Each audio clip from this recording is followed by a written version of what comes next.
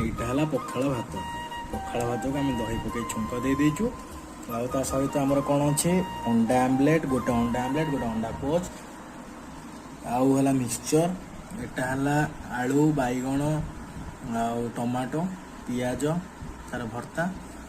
ତ ଯେହେତୁ ଆମେ ଓଡ଼ିଆ ପୁଅ, ଆମକୁ ତାପରେ ଖରା ଗରମ ପାଇଁ ଆମେ ପଖାଳକୁ ଟିକେ ପସନ୍ଦ କରୁ।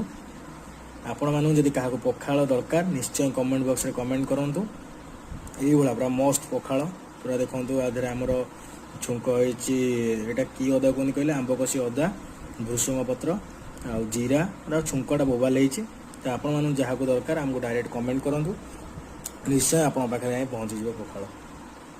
ଯଦି ଆପଣ ଜଣେ ପଖାଳ ପ୍ରେମୀ ତାହେଲେ ମୋ ଭିଡ଼ିଓଟାକୁ ନିଶ୍ଚୟ ସବସ୍କ୍ରାଇବ୍ କରିବେ, ଆଉ କମେଣ୍ଟ କରିବେ, ଲାଇକ୍ କରିବେ, କେମିତି କ'ଣ ଲାଗିଲା ଆପଣଙ୍କୁ ଆମକୁ ନିଶ୍ଚୟ ଜଣାଇବେ। ଥ୍ୟାଙ୍କ ୟୁ, ଜୟ ଜଗନ୍ନାଥ।